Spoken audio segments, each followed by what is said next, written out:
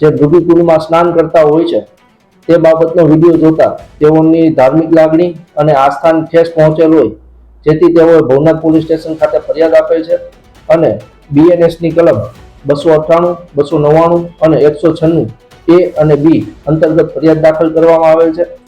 આ સમય દરમિયાન કીર્તિ પટેલ જે છે તે મહિલા અધિકારી સાથે ખરાબ વર્તન કરે છે, અશોભનીય વર્તન કરે છે અને તેઓને જાનથી મારી નાખવાની ધમકી આપે છે. ભવનાથના મેળામાં કીર્તિ પટેલે મૃગીકુંડમાં સ્નાન કર્યું ત્યારથી જ તે વિવાદોના વંટોળમાં ફસાયેલી છે. જોકે આ વિવાદ વચ્ચે તેણે ઇન્દ્ર ભારતી બાપુ પર ગંભીર આરોપો લગાવ્યા હતા. આ દરમિયાન હવે એવા સમાચાર સામે આવી રહ્યા છે જેમાં કીર્તિને ફરી જેલના હવાલે જવું પડે તેમ છે. હાલ જૂનાગઢ પોલીસે કીર્તિ સામે ફરિયાદ દાખલ કરી ધરપકડની તજવીજ હાથ ધરી છે. નમસ્કાર, આપ જોઈ રહ્યા છો ચક્રવાત ન્યૂઝ. હું છું આપની સાથે નિધિ.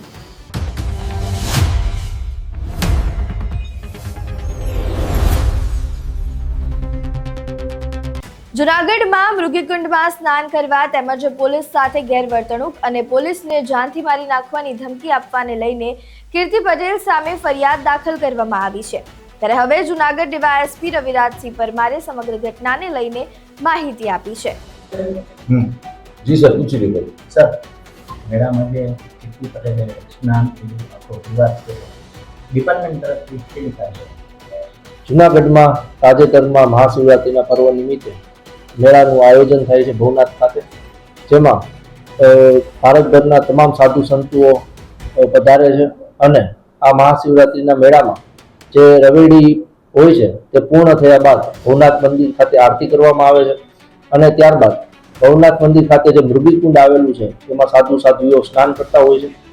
આ સમય દરમિયાન સાધુનો વેશ ધારણ કરીને કીર્તિ પટેલ નામની જે વ્યક્તિ છે, જે સોશિયલ મીડિયામાં ખૂબ જ પ્રખ્યાત છે, તે વ્યક્તિ ત્યાં પ્રવેશે છે અને ત્યાં ફરજ પરના હાજર અધિકારી જે હોય છે કે જે મોડ કરીને પીઆઈ, તેમની સાથે બીભત્સ વર્તન કરે છે.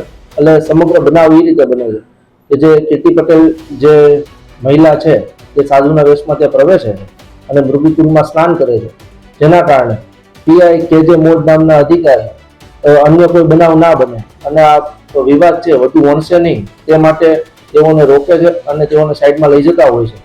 આ સમય દરમિયાન કીર્તિ પટેલ જે છે તે મહિલા અધિકારી સાથે ખરાબ વર્તન કરે છે, અશોભનીય વર્તન કરે છે અને તેઓને જાનથી મારી નાખવાની ધમકી આપે છે, જેના કારણોસર ભવનાથ પોલીસ સ્ટેશન ખાતે ફરજ રૂકાવટનો ગુનો દાખલ કરવામાં આવેલ છે અને આ જ સમય દરમિયાન અન્ય પણ એક ફરિયાદ દાખલ કરવામાં આવેલી છે, જેની વિગત એવી છે કે મહામંડલેશ્વર સ્વામી બજરંગદાસ બાપુ કે જેઓએ સોશિયલ મીડિયામાં આ જે કીર્તિ પટેલ અને અન્ય વ્યક્તિઓ જે મૃગીકુંડમાં સ્નાન કરતા હોય છે તે બાબતનો વિડીયો જોતા તેઓની ધાર્મિક લાગણી અને આસ્થાને ઠેસ પહોંચેલ હોય, જેથી તેઓએ ભવનાથ પોલીસ સ્ટેશન ખાતે ફરિયાદ આપેલ છે અને બીએનએસની કલમ 298, 299 અને 196 એ અને બી અંતર્ગત ફરિયાદ દાખલ કરવામાં આવેલ છે.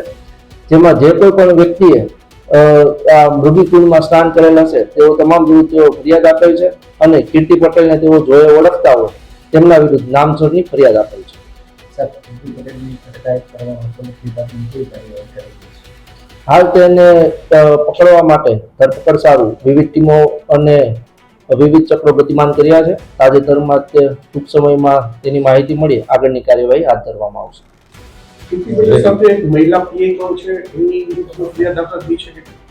હાલ જે બજરંગદાસ બાપુએ જે ફરિયાદ આપેલ છે તેમાં મૃગીકુંડમાં સ્નાન કરતા સાધુઓ સિવાયના અન્ય તમામ વ્યક્તિઓ વિરુદ્ધ તેઓએ સ્નાન કરેલો, જેથી તેમની ધાર્મિક આસ્થા અને લાગણી દુભાયેલી હોય, તેથી તમામ વિરુદ્ધ કાયદેસરની કાર્યવાહી કરવા માટે તેઓએ આગ્રહ રાખેલ છે.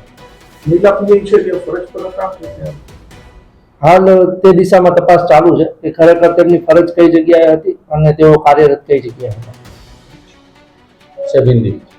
હવે સમગ્ર ઘટના પરથી ટૂંક સમયમાં કીર્તિ પટેલની ધરપકડ થઈ શકે તેવી શક્યતાઓ છે. ત્યારે કીર્તિ પટેલના સમગ્ર વિવાદ વિશે તમારું શું માનવું છે તે અમને કમેન્ટ બોક્સમાં જરૂરથી જણાવજો. નમસ્કાર.